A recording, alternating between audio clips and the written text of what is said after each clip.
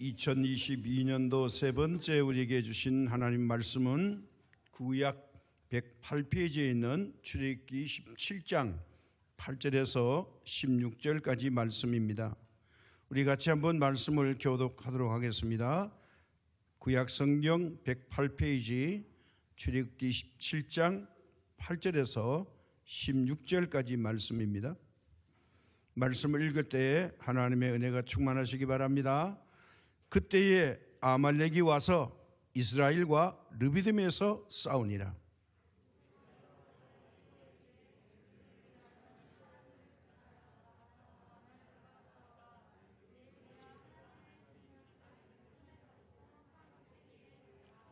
여호수아가 모세의 말대로 행하여 아말렉과 싸우고 모세와 아론과 훌은 산 꼭대기에 올라가서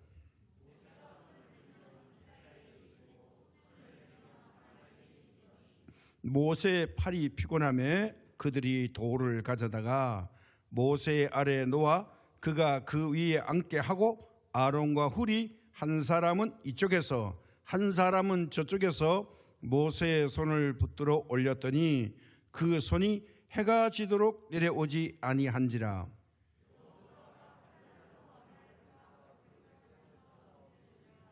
여호와께서 모세에게 이르시되 이것을 책에 기록하여 기념하게 하고 여호수아의 귀에 외워 들리라. 내가 아말렉을 없이하여 천하에서 기억도 못하게 하리라. 같이 말씀 읽습니다. 이르되 여호와께서 맹세하시기를 여호와가 아말렉과 더불어 대대로 싸우리라 하셨다 하였더라. 아멘. 우리는 코로나 팬데믹 사건 속에서 우리 마음껏 정성으로 예배 드리지 못하고 제한적으로 예배를 드리고 있습니다. 그래서 인터넷으로 집에서 예배를 드리고 여러 가지 제약 조건 때문에 우리가 원하는 대로 예배를 드리지 못하지만 그러나 우리의 마음속에 하나님을 향한 그 열정이 있다면 이 또한 쉽게 지나갈 줄로 믿습니다. 우리 인생살이에서 어려움이 없는 일은 한 번도 없습니다. 똑같은 일을 반복하지 않는 것이 하루하루의 삶이라고 생각을 합니다. 이스라엘 백성들이 애굽에서 나와서 이제 우여곡절 끝에 홍해를 건너고 광야로 나왔을 때에 또 다르게 체험하고 경험하고 부닥치는 일들, 어떻게 이 사람들이 이 어려움을 이기고 헤쳐나갔는가 우리가 오늘 말씀에서 은혜를 나누고자 합니다. 출애굽기 17장 1절과 7절에 보면 르비딤에 도착한 이스라엘 백성들이 마실 물이 없어서 엄청난 고통을 당하게 됩니다. 그렇게 되니까 지도자 모세를 원망합니다. 심지어는 돌을 들어서 모세를 돌로 치려고 합니다. 이것은 배신의 모습이지만 모세는 지도자이기 때문에 감당할 수밖에 없습니다. 모세는 어려우면 사람들과 시비를 거는 게 아니라 바로 하나님 앞으로 나가 엎드려 기도합니다. 모세가 하나님 앞에 호소할 때에 이 위기에 처한 모세에게 하나님은 말씀합니다. 지팡이로 내 앞에 있는 바위를 치라. 이 명령에 모세가 지팡이를 들어서 바위를 치는데 모세도 인간인지라 마음이 격했던 것 같습니다. 모세의 온유함이 지면의 성한이라 했는데 참 부드러운 사람인데 르비딤에 와서는 격분을 했는지 그만 지팡이를 2번 내리치고 말았습니다. 한 번을 쳐도 되는데 2번을 감정이 격해서 쳤는데 놀라운 일이 일어납니다. 큰 바위에서 갑자기 물이 펑펑 쏟아져 나옵니다. 바위가 갈라지더니 그 속에서 엄청난 물이 솟아났습니다. 백성들이 즐겁게 물을 마셨습니다. 이거는 과학적으로 설명이 안 되는 겁니다. 물이 없어서 죽을 뻔했는데 물 때문에 행복했습니다. 큰 위기를 넘어섰습니다. 모세의 생명의 위협이 받았지만은 모세가 생명을 건졌는데 이 개인의 고비와 사람들의 목숨이 살려났을 때에 하나님이 말씀대로 순종하면 책임을 져주는 것을 보였을 때문에 그 위기가 벗어나자마자 그때에 또 다른 위기가 찾아나옵니다. 8절에 이렇게 말합니다. 그때에 아말렉이 와서 이스라엘과 르비딤에서 싸우니라. 그때가 언제입니까? 바위에서 물이 팡팡 쏟아져 나와서 막 좋다고 물을 마시고 있는 그때에 이게 큰 해갈이 왔으면 얼마나 좋습니까? 기뻐하는 그때에 온 이스라엘 사람들의 생명줄이 위협에 처하게 됐습니다. 물만 있으면 해결되는 것이 아닙니다. 가장 싸나운 사람들 아말렉 족속이 이제 이스라엘을 공격해 옵니다. 애굽에서 나와서 처음으로 전쟁을 맞이하게 됐습니다. 이 아말렉 족속은 어떤 사람들이냐? 전쟁과 싸움을 매우 좋아하는 호전적인 민족입니다. 그리고 사막의 골짜기를 찾아다니면서 오아시스가 있으면 거기에 살고 있는 주민들을 다 쫓아내고 사람들을 죽이고 그 오아시스를 차지하는 민족들입니다.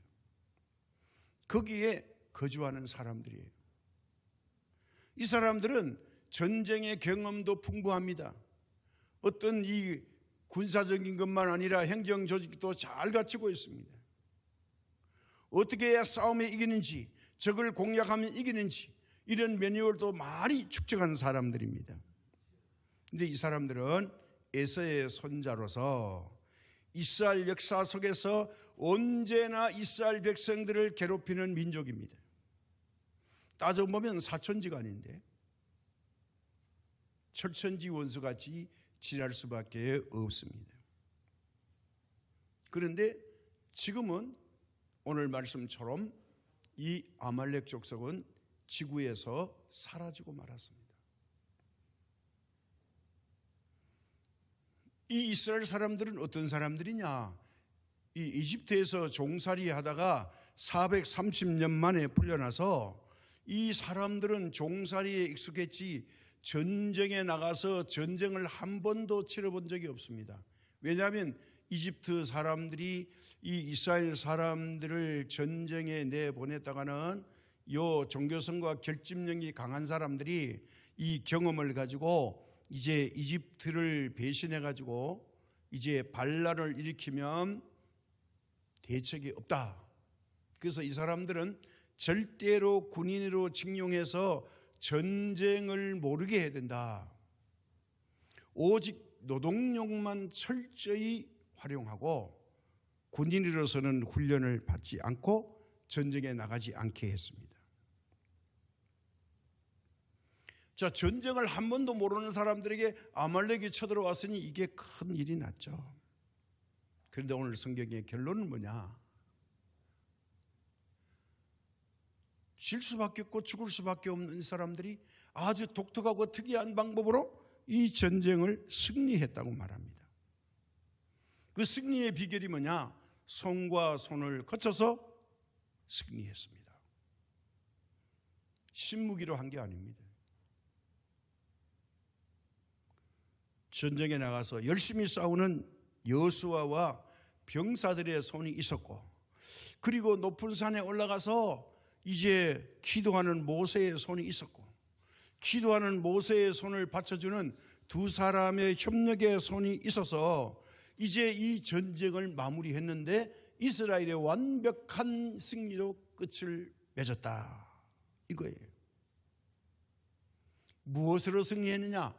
손과 손을 연결해서 승리하게 하셨는데, 놀랍게도 이 전쟁이 끝나니까 모세가 뭐라고 말하는 거 아니? 우리가 이겼다가 아니고 여호와께서 이기셨다. 여호와 니시, 여호와의 깃발, 여호와의 우승, 여호와의 승리다. 이게 믿음의 사람의 고백입니다. 그런데 하나님이 혼자 해서 이긴 게 아니에요. 사람들과 협력해서 승리했다는 거예요.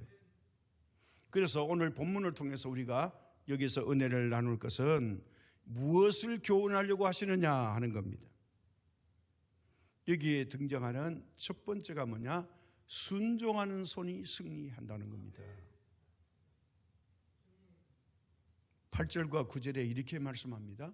그때에 아말렉이 와서 이스라엘과 르비딤에서 싸우니라. 9절입니다. 모세가 여호수아에게 이르되 우리를 위하여 사람들을 택하여 나가서 아말렉과 싸우라. 모세가 여호수아에게 명령합니다. 그래서 사람들을 너가 택해서 나가서 싸워라. 그러면 내가 내일 하나님의 지팡이를 손에 잡고 산꼭대기에서 서리라. 각자 역할이 다르다는 겁니다. 여호수아의 손, 모세의 손이 다르게 우리가 협력해서 전쟁을 하자. 그런데 이 전쟁은요, 군사적으로 전략적으로 보면 싸우나 마나한 싸움이에요. 그건 뭐 완전히 죽으려고 하는 것과 똑같아요. 군사력 비교도 안 되고요, 경험으로 봐도 안 되고, 무기도 없어요. 그냥 무식하게 싸우자는 거예요. 그 누가 싸우겠습니까?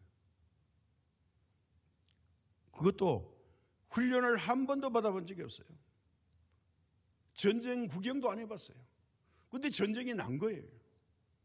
가만히 앉아 죽을 수 없으니까 나가서 맞서 싸워야 된다는 거예요. 매뉴얼도 없는 겁니다.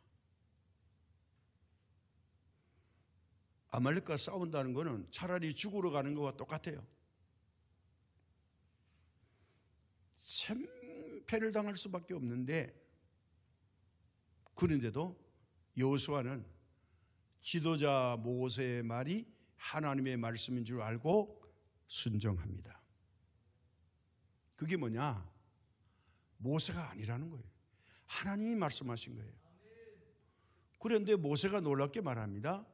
군인으로 나갈 사람, 뭐 연령별로 젊은 사람, 이제 좀 건장한 사람 뽑자가 아닙니다. 여호수아는 총사령관, 내가 가서 마음에 드는 사람을 모두 골라, 그리고 그 사람들을 데리고 나가서 몇 명이 됐든지 너가 가서 싸워라. 정권을 줬습니다. 이 말 들은 모세가 한 말에 여호수아는 순종합니다.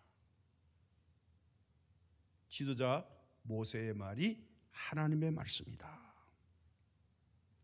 그래서 13절에 보면 이렇게 말해요. 아주 간단하게 말합니다. 여호수아가 칼날로 아말렉과 그 백성을 쳐서 무찌르느니라. 보니까 무기가 달랑 하나예요. 창도 없어요. 그냥 칼이에요. 이게 어떤 칼인지는 모르겠어요. 식든지 어쨌든지 간에 상대를 제압하려니까 무기는 있어야 되겠는데, 칼날이라 그랬으니까 뭐 긴 칼인지 작은 칼인지 좌우지간에 칼을 가지고 나갔다는 겁니다. 창이 없다는 거예요. 이걸 가지고 갔는데 아말렉 백성을 쳐서 무찔렀다는 거예요. 이길 수 없는 건데. 이스라엘의 승리는 곧바로 여호와의 승리. 이 승리가 어떻게 이루어졌느냐? 말씀에 순종하니까 이루어졌다는 거예요. 근데 이렇게 말할 수 있죠. 여호수아 입장에서, 아니 선생님, 이 위험한 전쟁에 왜 저를 보냅니까? 그리고 선생님이 앞장서셔야지, 나이 어린 저를 갖다가 앞장세워서 저보고 하라면 어떡합니까? 선생님이 앞장서세요. 선생님 손에는 지팡이가 있잖아요. 그거 한번 휘둘러 버리면 어떤 기적이 일어날지 모르잖아요. 홍해가 갈라졌잖아요. 아니, 조금 전에 르비딤의 반석이 갈라졌잖아요. 그 능력의 지팡이를 갖고 선생님이 앞장서셔야지, 아무것도 모르는 저보고 앞장서라고 하면 어떡합니까? 지팡이는 어디다 써먹으시려고? 아니, 안전한 곳으로 멀리 산 위에 꼭대기 가서 전쟁 구경하시려고 피실 하십니까? 이렇게 항변할 수 있죠. 위험한 곳에 보내고, 그래, 이 전쟁터에서 멀리 떨어진 곳에 거기서 보시려고요? 얼마든지 불평할 수 있죠. 원망할 수 있습니다. 불순종할 수 있는 상황이 여호수아에게 있었습니다. 그런데 놀랍게도 여호수아는 그렇게 하지 않았습니다. 말씀대로 순종합니다. 백성들을 인솔해서 전쟁터에 나갔습니다. 사실 우리 인생은요, 때때로 내 마음에 들지 않을 때가 종종 있죠. 모든 일이 내 마음대로 다 됩니까? 원하는 대로 됩니까? 안 될 때가 꽤 있습니다. 어떤 때는 이것은 아니다 싶을 때도 있어요. 그러나 아닐다 싶을 때, 서운하고 섭섭할 때, 그때가 바로 내가 순종해야 될 때였는지 모릅니다. 우리는 때를 잘 모르는 거예요. 순종 안 하고 불순종하면 문제가 뒤틀려져도, 아니다 싶어도 순종하면 거기에 기적이 일어날 수 있습니다. 하나님은요, 유능한 사람, 잘난 사람, 똑똑한 사람, IQ 높은 사람, 부자, 권력자, 시끌벅적한 세상에 자랑할 것이 많은 사람을 불러서 하나님의 계획과 역사를 이루는 것이 아니라, 부족하고 못나고 무능하지만 순종하는 사람을 통해서 하나님의 역사를 이루시는 것을 볼 수 있습니다. 한 예를 들어볼까요? 예수님이 12 제자를 뽑으십니다. 아주 특이합니다. 자, 12 제자의 면면을 살펴봅시다. 그 사람들이 유능한 사람이었습니까? 똑똑했습니까? 잘났습니까? 학력과 실력이 있습니까? 없습니다. 예수님 당시에도 이 예루살렘에는요, 엘리트 계급이 많았어요. 똑똑한 사람들이 굉장히 많아요. 율법으로 어디를 내놔도 흠없는 사람들이 많다고요. 그런데 율법에 비춰보면 이게 참 못난 이들이에요. 다 손가락질하는 사람들이에요. 그 중에 가장 싫어하는 세무서원, 세리, 마태, 이런 사람들을 제자 삼는 거예요. 무식이 탱탱하다는 이 갈릴리 어부들을 불러가지고 제자 삼으시는 거예요. 3분의 2같이 어부들이에요. 고기 잡는 것밖에 몰라요. 근데 그들을 불렀다는 말이죠. 주님의 일을 그들에게 맡기시는 거예요.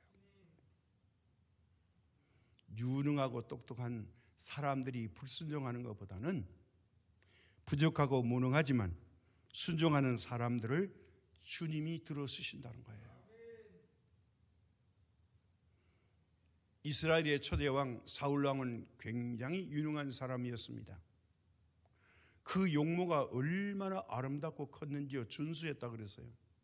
그의 키는요, 보통 사람의 키의 한자보다 더 크다 그랬으니까 그의 키가 30cm가 더 큰 거예요. 그러니까 사람들이 모인 데 가면 이 사울왕이 떡 서면은 모든 사람의 얼굴이 딱 나타나는데 아주 얼굴이 잘생겼어요. 아마 처형도 신나게 날씬한 것 같아요. 배불뚝이가 아니고요. 외형적으로는 흠잡을 데 없는 사람이었어요. 미스터 이스라엘에 나가도 챔피언을 할 수도 남을 사람이었습니다. 그런데 하나님은 사울을 버리십니다. 왜 그랬을까요? 오늘 나오는 이 아말렉을 진멸하라고 그랬는데 사울 왕이 아말렉을 진멸하지 않고 대충 죽이고 그들이 갖고 있는 좋은 옷과 짐승 이런 걸 전부 다 취해서 옵니다. 이게 좋아가지고 불순종했어요. 사무엘이 오더니 하나님의 말씀을 순종하는 것이 제사보다 나은데 왕은 어찌해서 하나님의 말씀에 불순종합니까? 이제 왕의 시대가 끝났습니다. 하나님의 마음에 합하지 못했다는 거예요. 그런데 하나님은 가장 가난한 동네 베들레헴 들판에서 8형제가 있는데 제일 막내 다윗,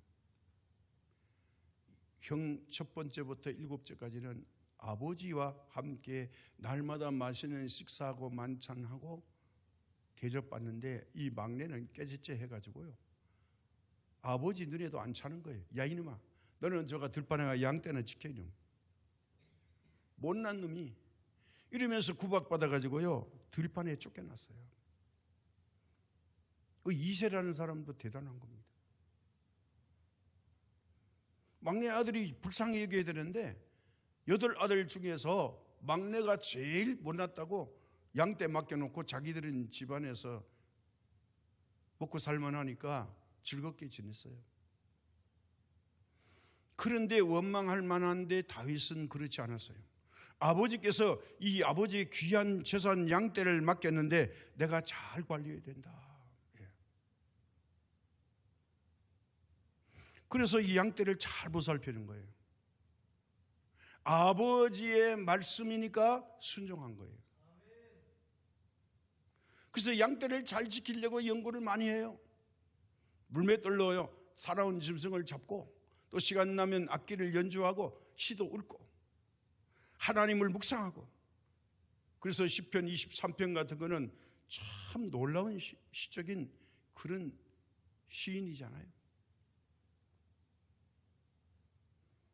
아버지한테 대접을 못 받아요.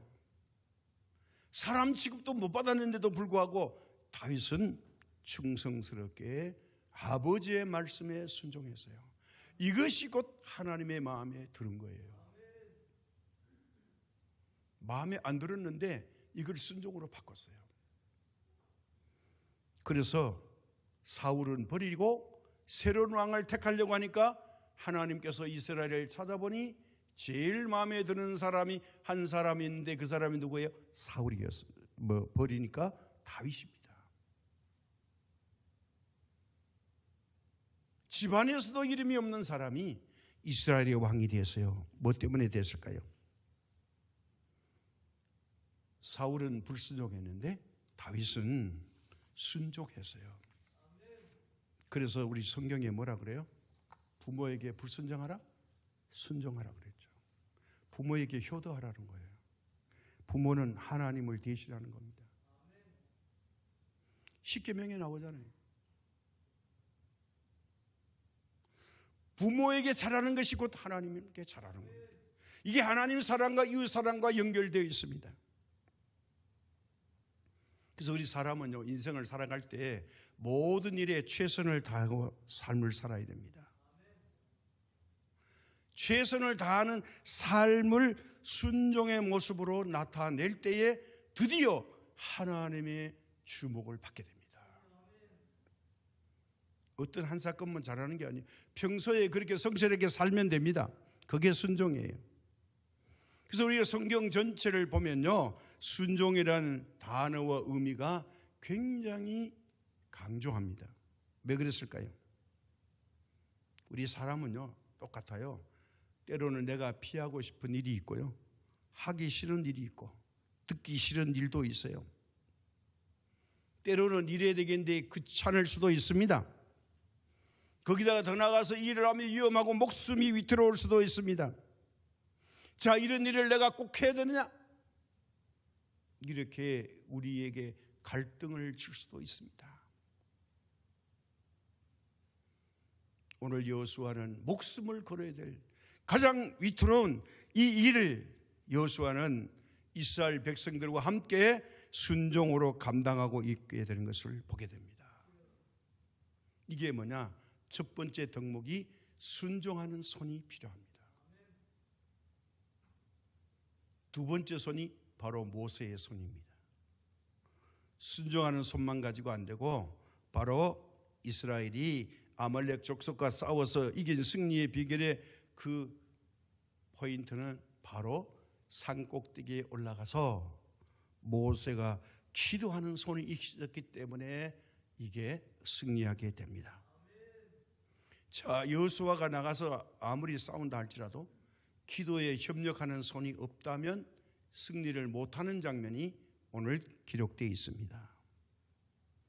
산 위에서 피신 가는 게 아니라 이 전황을 보면서 어떻게 기도해야 되는지를 이제 이 전술 전략을 하나님의 눈으로 바라보는 지도자 모세의 손이 있었기 때문에 그들은 승리했습니다. 9절의 말씀을 봅니다. 뭐라고 말했을까요?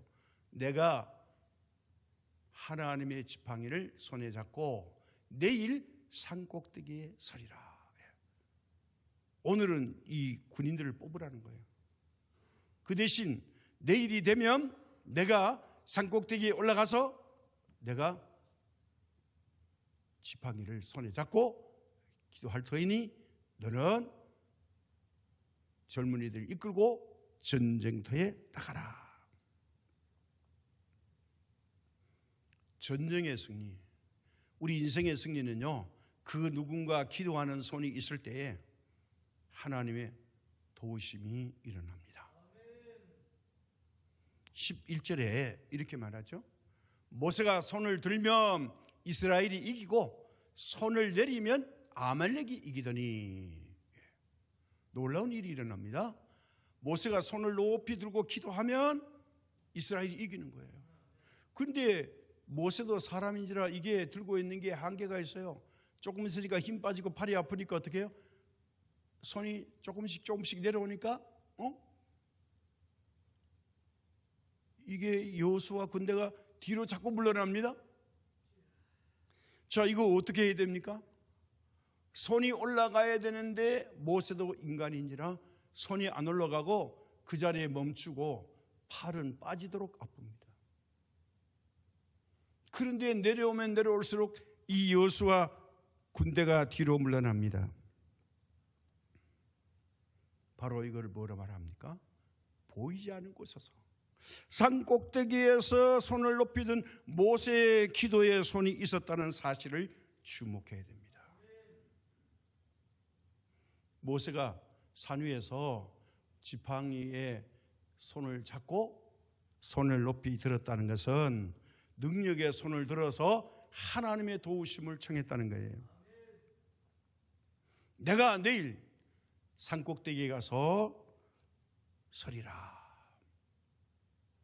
이 전쟁을 보면서 기도하는 겁니다. 근데 사실 이 모세의 지팡이는요, 이렇게 안 해도 됩니다. 어떻게 해요? 아니, 바로왕 애굽 왕을 10가지 재앙으로 굴복시켰던 지팡이에요. 모세가 들었던 지팡이는 홍해가 갈라졌어요. 방금 전에 바위에서 샘물이 터졌어요. 모세가 들어서 사용하면 놀라운 기적들이 일어났어요. 그런데 지금은 좀 의아할 정도로 그 능력 많은 지팡이를 손에 잡고 들어서 산 꼭대기에서 기도하는 것으로 변했어요. 무엇일까요? 모세는 전쟁의 승리를 위한 축복의 기도를 하는 겁니다.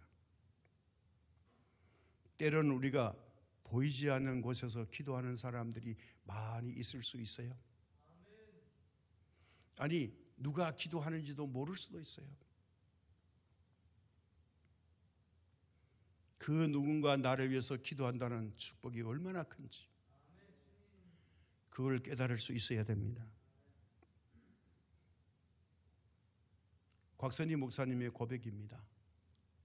고향에 두고 온 어머니 권사님이 곽선희 목사님을 위해서 목숨 걸고 북한 땅에서 기도할 때에 곽선희 목사님이 세계적인 목사가 됐다고 얘기합니다.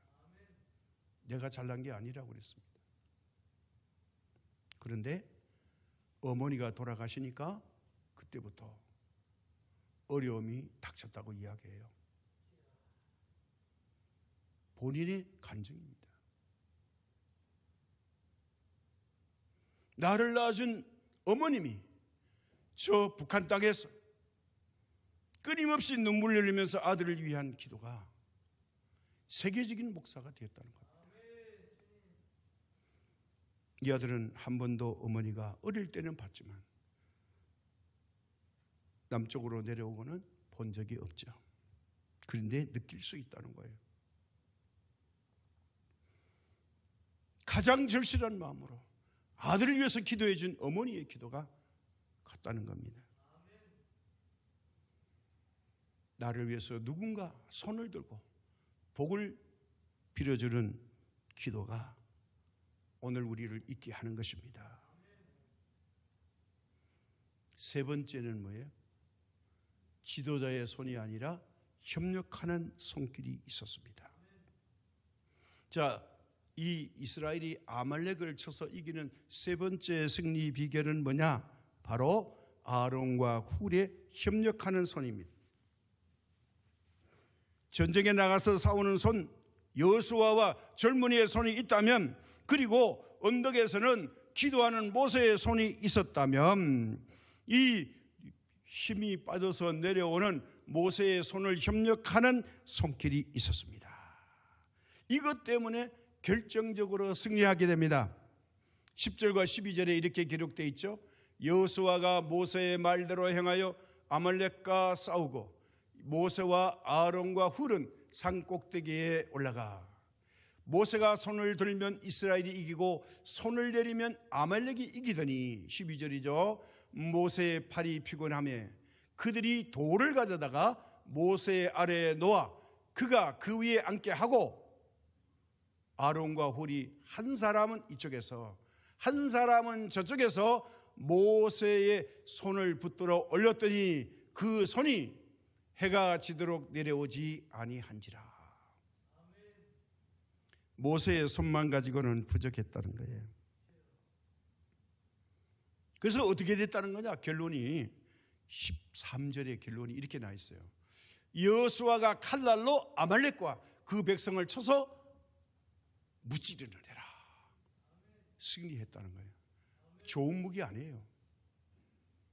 오늘 전쟁 처음 하는 거예요. 한 번도 사람을 죽여본 적이 없어요. 그런데 승리했대요. 기도한 손, 높이 지팡이를 들고 쳐든 피곤한 모세의 두 손을 받쳐주는 이것이 얼마나 소중한지 모릅니다. 아론과 훌이 양쪽에서 이 팔을 잡고 있습니다. 이 두 사람 때문에 피곤하고 힘든 모세의 손이 내려오지 않았고, 내려오지 못하도록 모세의 손 때문에 이제 전쟁에 승리했다는 거예요. 여기서 우리가 하나 잊어버리면 안 됩니다. 이 아론은 누굽니까? 바로 지도자 모세의 친형입니다. 훌은 누굽니까?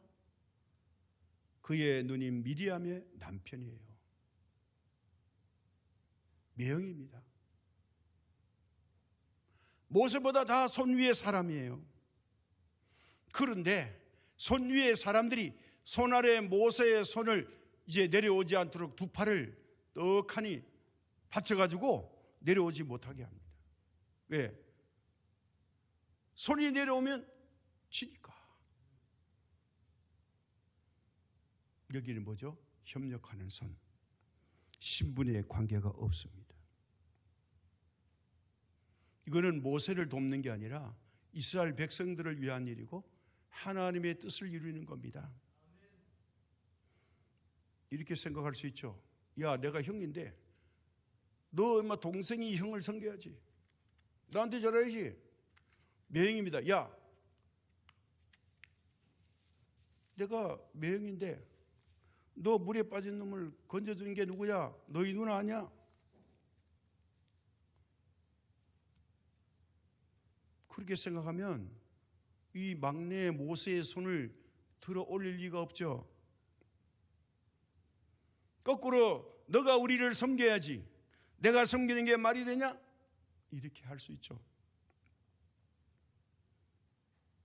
두 사람은 형의 자존심도 매형의 자존심도 다 버렸습니다.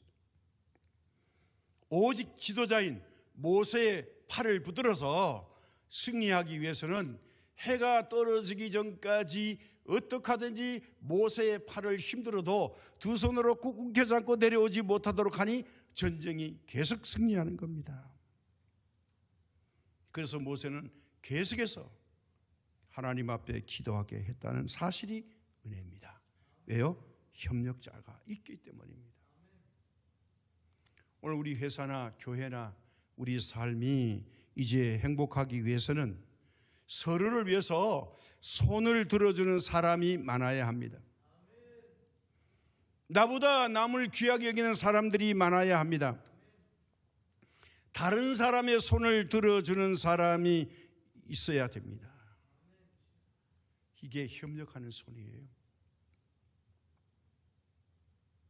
협력하는 손길 때문에 이스라엘 백성들이 한 번도 해보지 않는 위기를 승리하게 만들었습니다. 협력하는 손 때문에 이렇게 큰 승리가 이루어진 겁니다. 이스라엘의 위기는 말끔하게 제거됐습니다. 분명히 패배할 것 같은데 그들은 패배가 아니라 완벽한 승리를 했습니다. 이스라엘 백성은 다시 당당하게 광야로 앞으로 나갈 수가 있었습니다. 사랑하는 여러분, 오늘 우리 가정에, 우리 마음속에 문제가 있습니까? 어려움이 있습니까? 위기가 닥쳤습니까? 걱정 때문에 죽고 싶습니까? 끝내야 되겠다고 결심하십니까? 협력하는 손이 되시기 바랍니다. 우리가 열심히 기도했으면 일해야 합니다. 문제가 있으면 두드려 봐야 합니다. 구하라, 찾으라, 두드리라. 그리하면 열릴 것이라. 일하는 손 여호수아, 기도하는 손 모세, 협력하는 손 아론과 훌. 이 세 손이 합쳐질 때에 어떤 위기도 한 번도 경험하지 못한 초유의 사태도 이것을 이기는 난관의 승리가 어디에 있었냐? 기도하고 순종하고 협력하는 것 때문에 완벽한 승리가 있었습니다. 우리는 이런 모습으로 금년 한 해를 승리해야 됩니다. 어제 있었던 잠깐의 간증을 드립니다. 우리 권사님 잘 보고 계시죠? 어제 오후 5시 한 40분쯤에 최자 권사님이 전화가 왔습니다. 지금 너무 아프다는 거예요. 셋째 아들 주원 집사가 엄마 아파하지 말고 목사님한테 기도받자. 그래서 전화를 한 겁니다. 신음소리를 내는데 참 답답하죠. 저도 제가 어떻게 할 수가 있는 게 아니잖아요. 우리 권사님과 똑같은 병을 제가 개척 초기에 한 분을 보고 그분과 3년 동안에 기도하면서 고침받은 사건이 있거든요. 그 아픔과 고통을 제가 잘 알아요. 3년 동안 두 눈으로 똑똑히 목격했습니다. 그래서 기도할 수밖에 없죠. 권사님 손으로 고통스러운 것에 얹으시고 기도하십시다. 그렇게 기도드렸는데 아멘. 우리 권사님이 참 놀라운 기적을 많이 체험하셔요. 기도하시면 그때마다 하나님이 기적을 베풀어 주셨어요. 완벽하게 고쳐주시면 좋겠는데 고통에서만 건져주시는 거예요. 1시간 지났는데 다시 전화가 왔어요. 목사님 기도받고 바로 잠이 들었대요. 아프면 잠이 안 오는데 바로 잠이 들었는데 1시간 지나고 깨나니까 아까 아픈 게 싹 가서져 버렸대요.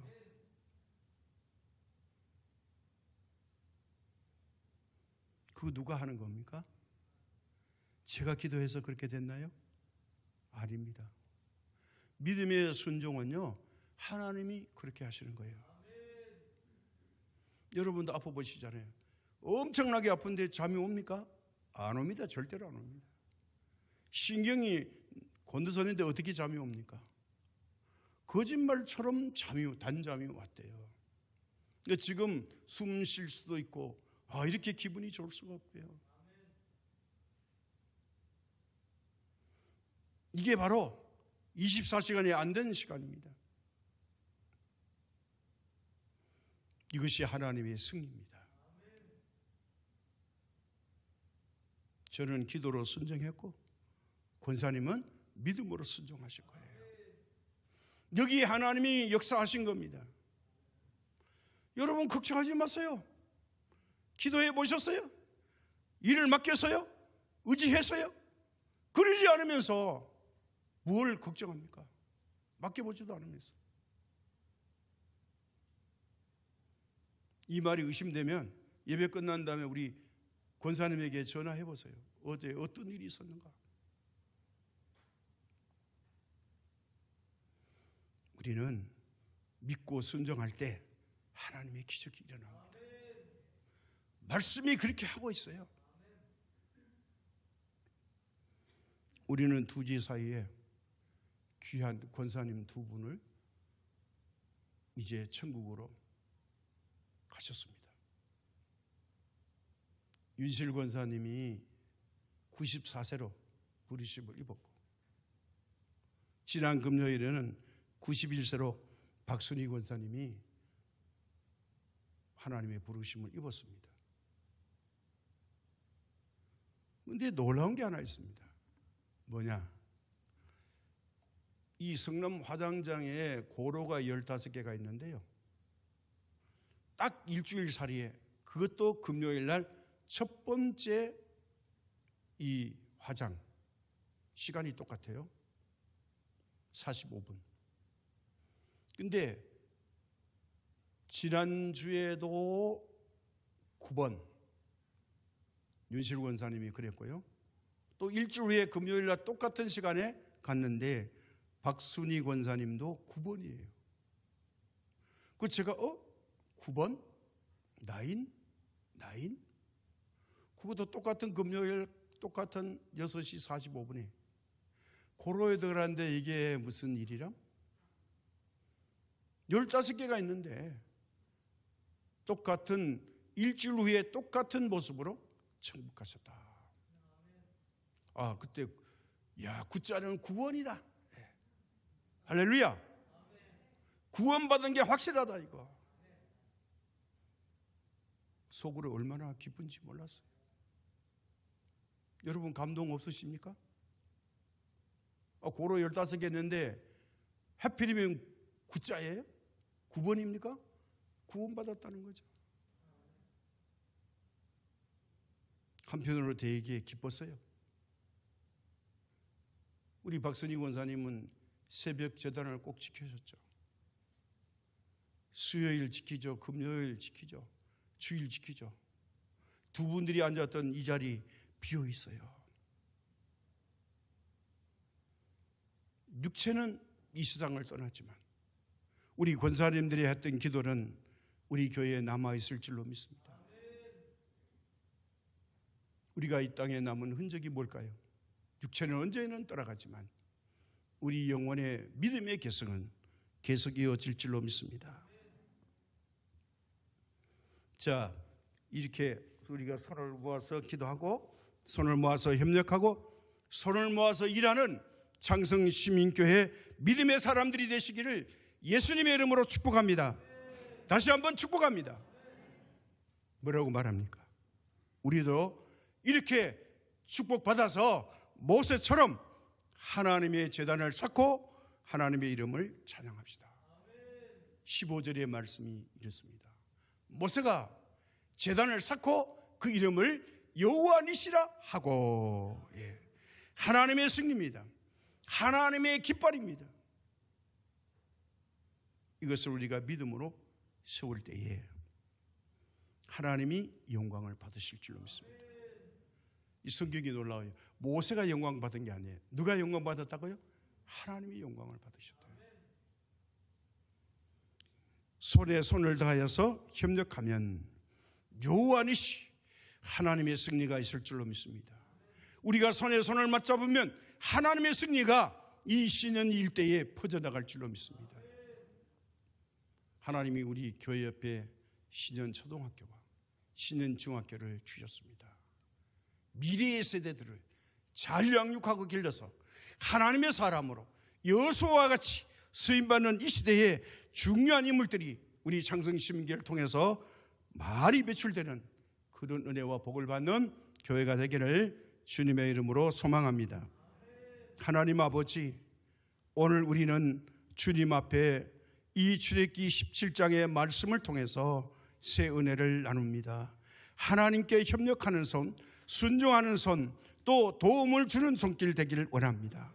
몸된 교회를 이곳에 세우신 아버지, 하나님의 뜻과 계획이 있는 줄로 믿사오니 이제 우리가 눈을 들어 하나님을 바라보게 하시고 이 지역에 맡겨놓은 정비된 이 신년사리에 있는 모든 영혼들을 주께로 인도하는 건강한 교회가 되게 하시고 또 행복한 가정들을 꾸려가는 귀한 가정들로 탈바꿈되는 역사가 우리 몸된 교회를 통해서 이루어지게 하여 주옵시고 속히 코로나 바이러스를 벗어나서 이 교회에서 시간마다 하나님 앞에 드려지는 예배가 있게 하시고 식탁의 교제가 있게 하시고 성도의 교제가 나눌 수 있도록 도와주옵시며 우리의 사업들이 이제 잠에서 깨어나 불같이 일어나게 하시며 삶의 진수가 있게 하시고 회복되게 하시고 거룩함으로 하나님께 영광을 돌리는 귀한 교회가 되도록 도와주옵소서. 특별히 슬픔을 당한 가정들이 있습니다. 유가족들을 위로하여 주시고 하나님께서 성령님으로 감사 주시옵소서. 모든 말씀 예수님의 이름으로 기도드립니다. 아멘.